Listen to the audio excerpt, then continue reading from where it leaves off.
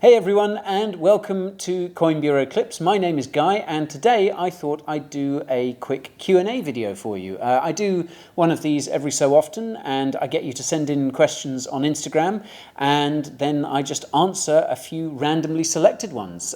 So my lovely wife has selected some for me today, and so here we go. Thank you in advance to everyone who sent questions in as well. Okay, so the first question comes from Vish or Vish03, and they ask, the Mt Gox release of BTC, the next crypto crisis. Yeah, well, this obviously refers to all that Bitcoin that was being held by users of Mt Gox when it collapsed spectacularly 8 years ago. Can you believe it? That is a long time ago, isn't it? Now, it looks like the bankruptcy proceedings for Mt Gox are finally drawing to a conclusion, and that those users might eventually, or might very soon, get that Bitcoin back. And a lot of people are worrying that this could create a lot of sell pressure, which would obviously drive crypto prices lower. Now, I personally don't think this is too much of a problem. At least it's certainly not anything that I'm particularly worried about. And there are a couple of reasons for this.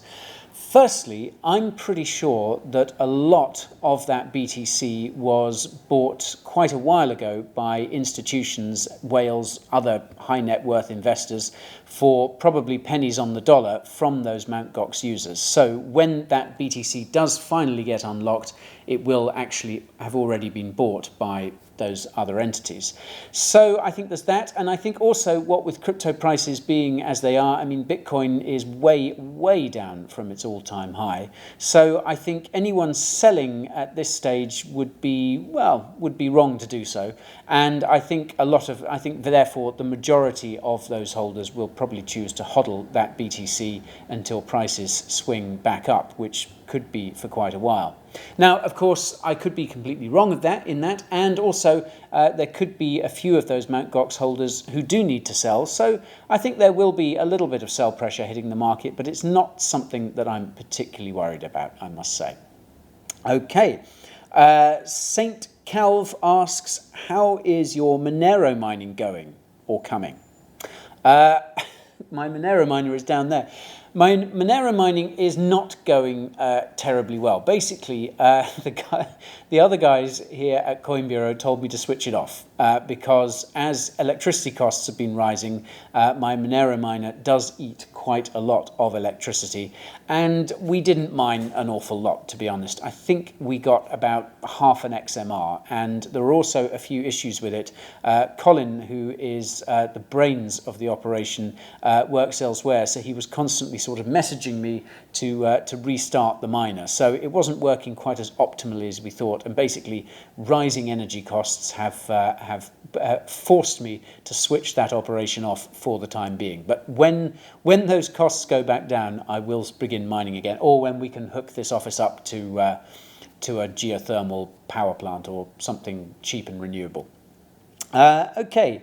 November's very own asks opinion of fan tokens. Yeah, this is something that seems to be getting talked about quite a lot at the moment. And obviously Chile's CHZ has been a really popular, really exploding in value over the past couple of weeks or so. Fan tokens are a funny one. I think a lot of people tend to see them as one of the worst aspects of crypto because they can be seen as something to take advantage of sports fans to wring yet more money out of them. And I think definitely fan tokens that do that are just money-making exercises, are really not worth anyone's time. But I think the idea itself is a really interesting one, and it's something that I think will gain a lot of adoption, will be good for sort of overall adoption of crypto. And I think those clubs, those sports teams, those franchises that get fan tokens right will really reap the benefits. But I think those fan tokens, first and foremost, they actually have to offer something to the fans. It can't just be an excuse to wring a few more bucks out of them. So I think a well-designed fan token that gives those fans who invest in it a genuine something is a good thing and will be very successful as well. gi.conyo asks, do you DM people asking how their trades are going? No, I do not. In fact, I do not DM anyone. So if you are getting DM'd from me, that whoever is DMing you is basically a scammer. Much as I would like to be able to chat with all Coin Bureau fans across all our various social media, I unfortunately do not have the time. And yeah, there are just so many of you that I'd just get caught up doing it. So folks, yeah, anyone DMing you, especially asking about trades, offering advice, offering anything, it's a scam. Block, report, and yeah, move on. Don't be taken in. This is how scammers try and hook people, by pretending to be people in the space. And unfortunately, Coin Bureau and many other crypto influencers and crypto personalities are plagued by this, I'm afraid. So the only way we can fight back against these scumbags is to be vigilant. Okay, Ilyas Sahinovic, I hope I've pronounced that correctly, asks, how's life in the UK these days? How is life in the UK these days? It's okay. It's okay. It's an interesting question, actually, because I think, obviously, here, as everywhere else, inflation is beginning to bite, recession is looming, everyone is worried about, well, energy bills, rising prices.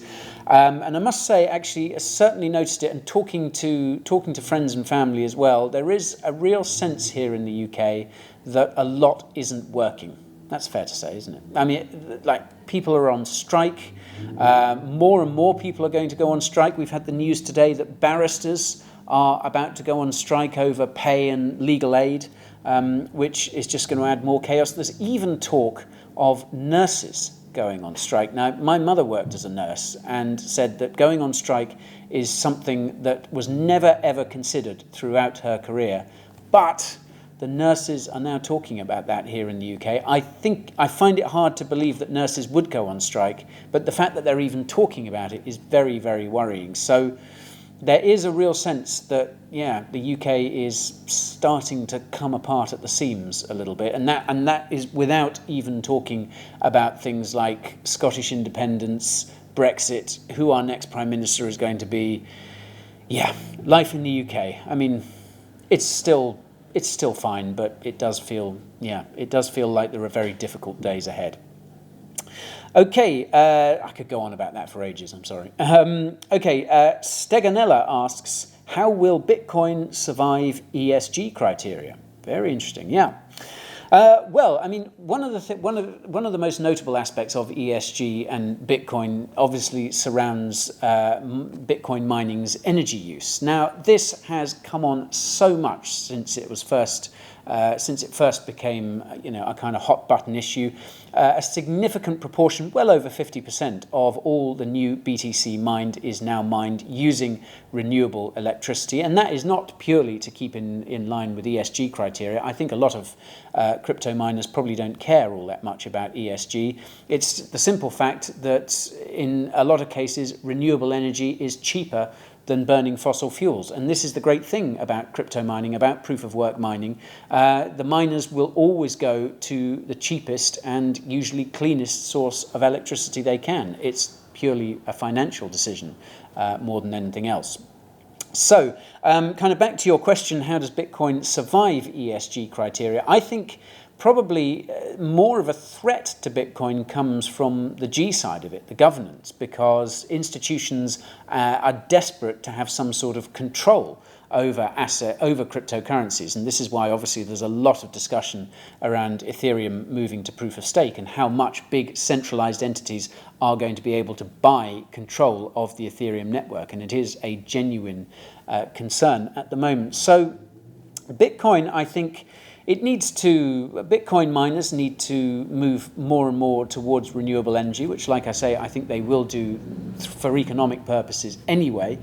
I think Bitcoin will survive whatever ESG conscious asset managers or investors want from it, because Bitcoin is truly decentralized. It can't be controlled. So I think Bitcoin is already surviving ESG. Sven11 asks, is it still a good investment to buy blockchain domains on unstoppable domains? Very good question. I think a blockchain domain is an awesome thing. You know, a blockchain domain, for those who aren't familiar, is basically a crypto wallet that also functions as a domain address. So you know, you can have your website domain, and someone can also send crypto directly to that. And obviously, that's a lot easier to send to than a wallet with lots of random letters and numbers. I think long term, if you have a business, if you want to have a website with a blockchain domain, then I think long term that will serve you very, very well. From an investment point of view, it's harder to say. I mean, I know a lot of people are interested in buying up blockchain domains in order to flip them. You do have to be very careful with that, though, because you can infringe on IP, on intellectual property, and get into a lot of trouble. And there have been cases where people have basically cyber squatted on a blockchain domain, you know, of a well-known company, been offered a sum of money to sell it, refused, looking for something higher, and then being taken to court and ended up losing the domain and getting nothing. So I would be very wary about buying up blockchain domains in order to flip them. But the actual utility of them themselves, I think, is amazing. And yeah, if you are running a business, if you do want to get your own blockchain domain, then I highly recommend it. Okay, who won? This is from a Kiwi. Sam Hewitt asks, who won the 2019 Cricket World Cup? Choose carefully, in brackets, from a Kiwi. Sam, England won the 2019 Cricket World Cup. There is absolutely no disputing that. But I will say that NZ absolutely deserved to win it. If the wind had been blowing in a slightly different direction, then they would have won it. And it couldn't have happened to a nicer team. It was, well, I mean, I remember watching it with some friends at one of their flats and being absolutely euphoric, but I did feel very sorry for the Kiwis, who were a great team, apparently a really nice bunch of guys as well, and yeah, would have been deserved winners. But doesn't change the fact that England won it. Yes! What did you do before crypto? Loads of people ask this, apparently. Before crypto, so my last job before crypto, I used to teach writing. So I would teach kind of more corporate-focused writing. So I would go to a company and basically I would analyze the people's writing there and show them how to write something, you know, engaging that kind of jumped off the page. And that, as I say, had a kind of corporate focus. So things like, well, mostly kind of press releases, anything that went sort of public. You know, that was public-facing, client-facing, anything like that, that had to make an immediate impact. And writing has always been a passion of mine. I studied English literature at university many moons ago, and bad writing is something that still makes my blood boil and gets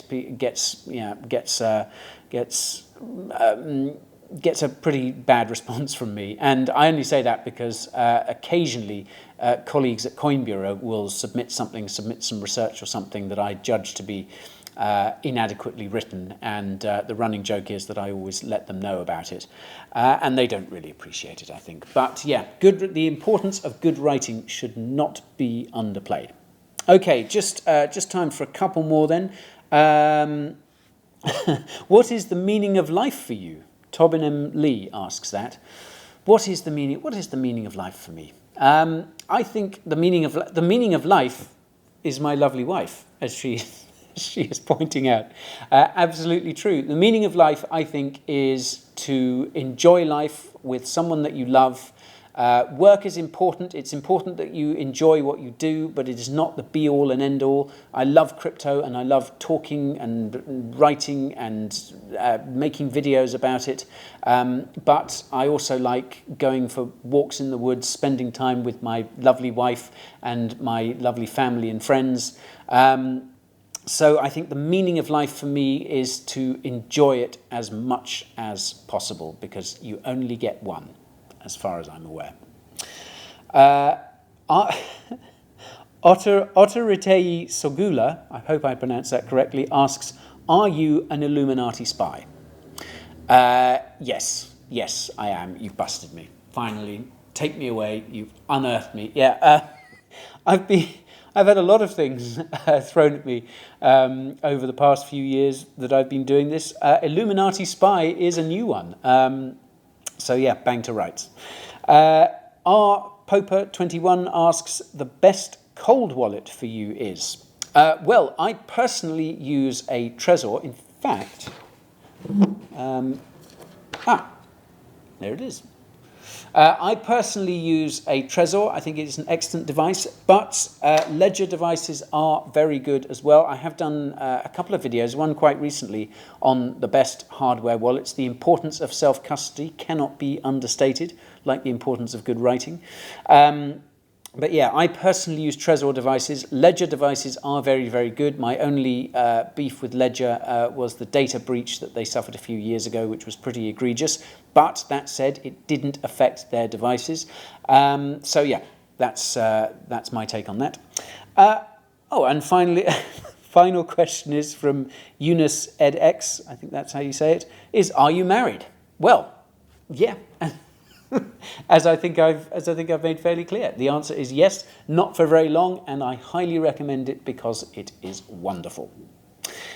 So thank you very much for sending all those questions in. Thank you to everyone who sent questions in. Like I said, we had loads. I'll try and answer some more in another video very, very soon. I've been told to also say, if you enjoyed this and other videos on Coin Bureau clips, then like and subscribe. Very, very important.